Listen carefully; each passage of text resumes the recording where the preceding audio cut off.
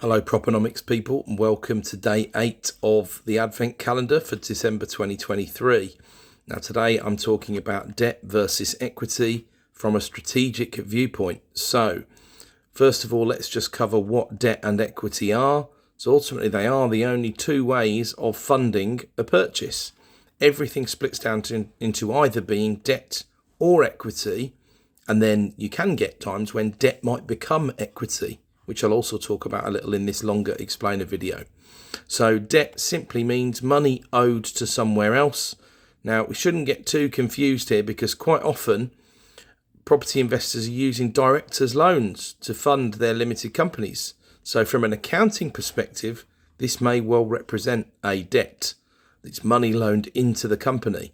But from a realistic, real-world perspective, it might well represent equity, because it might be the equity that's put into a deal. If you look at a really vanilla type of purchase, you might be buying from the open market. Let's say the property's worth 200k and you borrow 75% of that 200k, that would be 150k, and then you loan the other 50k, the deposit, effectively the lender wants to see, into the limited company. Now, of course, there's going to be frictional costs and things like that, but let's set those aside for one moment just to keep the example as easy as possible. So there's 200k there, and in many ways, from the company's balance sheet perspective, that will all be debt. 150k owed to a lender and 50k owed to you as a director's loan. But in reality, the 50k owed to you is the equity you've had to put in to complete the purchase. So I understand that can be confusing. Now, there are other ways to inject equity into a company, particularly if there's a JV partner. It might be that they don't put the money in via a director's loan, but they put it in through buying some shares in the company. Now, this would be the more traditional notion of what equities mean in the Western world, so shares in the company. That money is not due to come back out and would not sit on the balance sheet as a debt.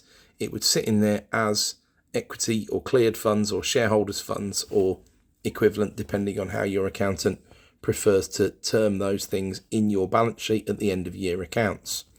So when we're talking about debt, we're looking at a strategy probably where we might have 100% of the shares in the company, and therefore we owe all that money, and that money is at certain points, of course, at risk. When is it at risk?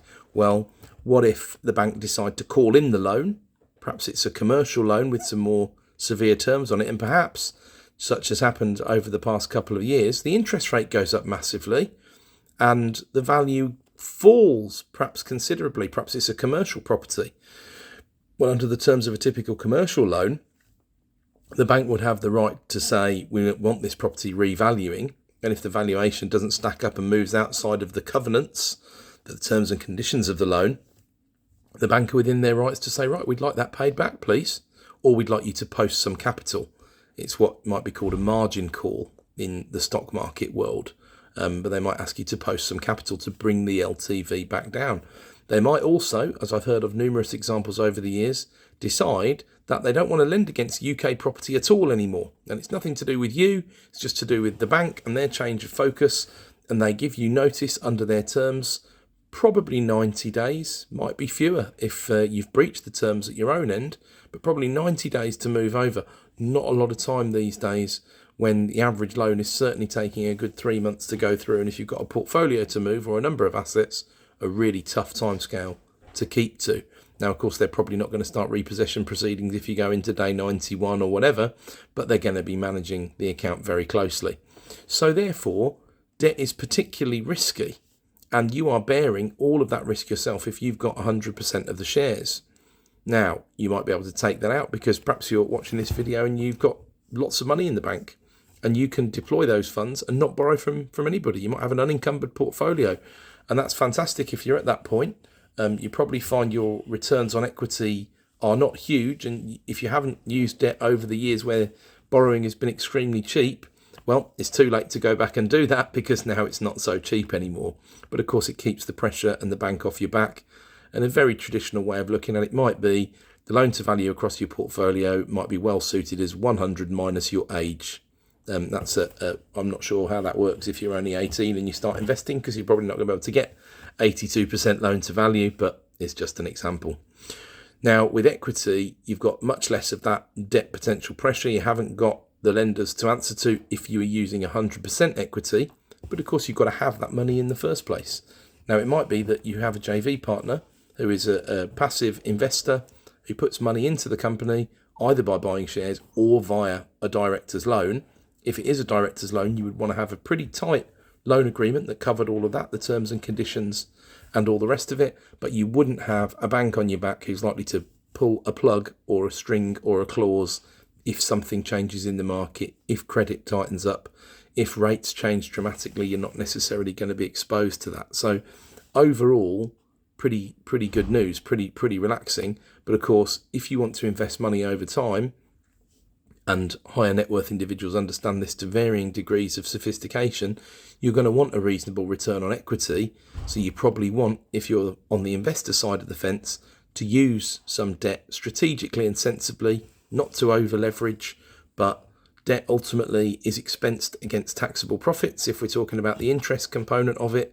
And ideally, you'd be looking at, for example, a net return from a property of 8% and a cost of debt of 6%, which would mean, depending on the loan to value, it would magnify your returns. And remember, that's just cash flow. Hopefully you're also looking at debt, which is house prices appreciate and the nominal debt number does not appreciate, it stays the same. So over a 10-year period, let's keep it easy again. Say you had that 200k house we were talking about. Let's say in 10 years time, that's worth 300k. If you've borrowed that 150, then the 50 equity that you've put into it, or your JV partner has put into it, has grown at the end of that process from 50 to 150k. So it's trebled in 10 years, which has been magnified by the fact you use debt. If you just use cash, then ultimately you'd be looking at 200k growing to 300k and a 50% return instead of a 200% return. So a significant difference. Now, if only it was as easy as that in the real world, but that is a little video on the strategic use of debt versus equity.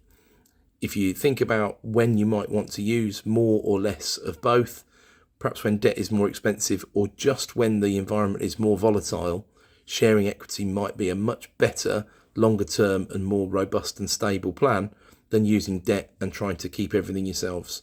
But there's going to be a longer video on joint ventures and the pros and cons and pitfalls later on in this series. Thanks for watching.